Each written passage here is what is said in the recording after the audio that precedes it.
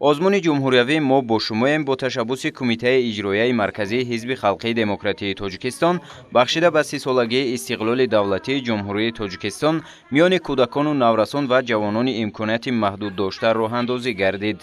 озмуни номбурда дар 3 давр ноҳиявӣ, вилоятӣ ва ҷумҳуриявӣ баргузор шуда, дар рафти он аз саросари ҷумҳурӣ ҷамъан 1087 нафар кӯдакону наврасон ва ҷавонони имконияти маҳдуд дошта ширкат доштанд ки аз ин шумора 34 нафар ба даври ҷумҳуриявиро хат гирифтанд. маросими мукофотонии ғолибони озмун дар шаҳри Душанбе бо ширкати намояндагии Кумитаи иҷроияи марказии Ҳизби Халқии Демократии Тоҷикистон, дастгоҳи иҷроияи президенти Ҷумҳурии Тоҷикистон, роҳбарони аввали вазорату идораҳои дахлдор, сарпарастон ва иштирокчиён бо шукӯҳ доир гардид.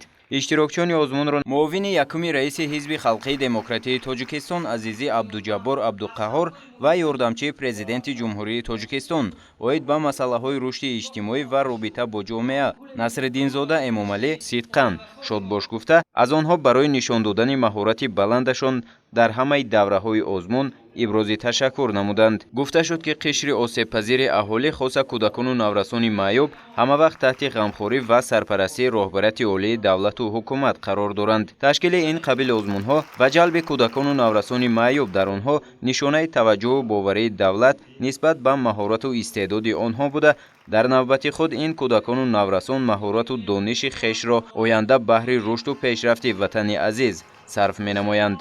сипас дар фазои тантанавӣ нахуст ба зиёда аз 30 нафар иштирокчиёни фаъол сипосномаву ҷоизаҳои пулӣ тақдим карда шуд. дар фазои тантанавӣ инчунин ба ҷоизадорони ҷойҳои аввал, дуюм ва сеюм аз рӯи номинатсияҳои маҳорати суханварӣ ва қироати шеър, сурудхонӣ, навохтани асбобҳои мусиқӣ, диплом ва ҷоизаҳо дар ҳаҷми аз 4000 сомонӣ то 10000 сомонӣ тақдим карда шуд.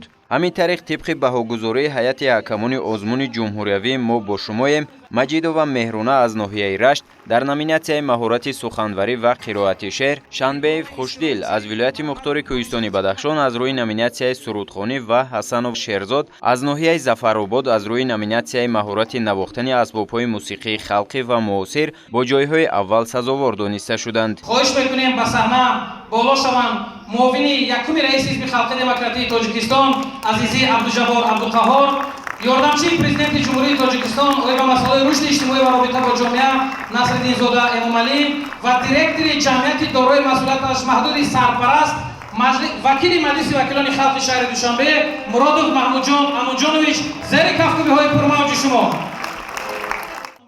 дар фазои тантанавӣ барандаи ҷоизаи озмуни ҷумҳуриявии Ҳизби Халқии Демократии Тоҷикистон мо бо шумоем эълон карда шуд.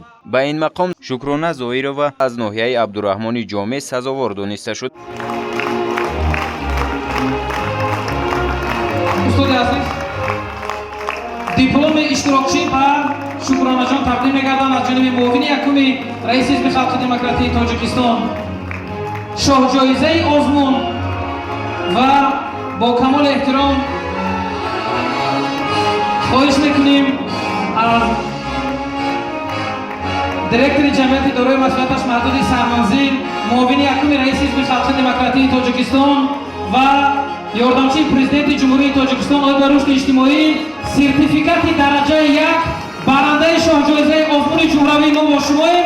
манзили истиқоматӣ иборат аз 2 ҳуҷра дар шаҳри Душанбе, кӯчаи Фархор, бинои истиқоматии ошиёнаи 12 бо тамоми шароит. ин тӯҳфаи арзишманд аз ҷониби ҷамъияти дорои масъулияташ маҳдуди сарманзил ва хоса роҳбари он вакили Маҷлиси вакилони халқи шаҳри Душанбе Маҳмудҷон Муродов тақдим мегардад. ба ифтихори Шукрона як кафкӯбии баланд барандаи шоҳҷоизаи озмун соҳиби хонаи духонагӣ 55 метри квадратӣ дар шаҳри Душанбе муборак бошад. ҳозирини арҷманд, озмуни ҷумҳуриявии мо бо шумоем як ҷазобияти бисёр хос дорад. ҳамин худи ҳозир марҳамат як қарсаки дига барои Шукронаҷон муборак бошад. офарин, муборак шавад. муборак бошад. ман Зоирова Шукрона имрӯз дар ин озмун ғолиби шоҳҷоиза гаштам ва پس از همه مینداری به پایان خود را با اساسگذار صلح و وحدت ملی پیشروی ملت پرزیدنت جمهوری تاجیکستان محترم جناب علی امامعلی رحمان بیان نمایم، چون که برای ما بچگان امکانات محدود بوده همکاری‌های زیاد کرده ایستادند. اینچنین که در میان بچگان امکانات ما محدود بوده زیاد میباشم. بابا جان عزیز، محمد داوی تنسیحات شما در روزنامه شما خانه آبادی الله همیشه میان انجمن سربلند و سرافراز باشد. حالا که قهرمانی تاجیکستان هستید، فردا قهرمانی کل جهان شود. در همین جا با تشبوس به واسطه این صاحبکاری وطنی با مقصد سهمگذاری در تطبیق با ثمر سیاست معارف پرورانه پیشوای معظم ملت و جهت هوسمندسازی دیگر کودکان و نورسان در دانش اندوزی همزمان با مسلمه و خدیجه برنده جای دوم از روی نامیناسیون مهارت سرودخوانی در فضای تنتنوی منزل دو حجرگی 55 متری مربع در سروغه شهر دوشنبه ناحیه شاه منصور کوچه فرخور قنات استقامتی ای آشیانه 12 با تمام شرایط و جهاز ضروری تقدیم کرده شد. حاضرین ارجمند، همین لحظه دیرکتوری گنرالی جمعیت دارای مسئولیتش محدود سرمنزل محمود جان مرادوف خواهش کردند که خطیچه بانو یک بار همراه مادرتون اینجا بیایید. کنی مادر خطیچه جان، مادر از یک دقیقه بیاید بالا صحنه بیایید.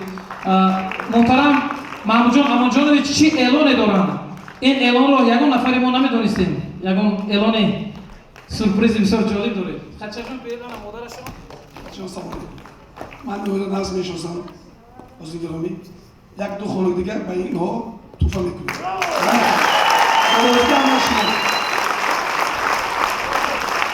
خطیچه بانو هم یک صاحب دو خانگی در آشیانه 12 مرکز شهر دوشنبه کوچه فرخور با تمام شرایط از جانب دیرکتوری جمعیت دارای مسئولیتش محدود سرمنزل مرادوف محمود جان امان جانویچ تقدیم گردید به افتخارشان. یک هفته دیگر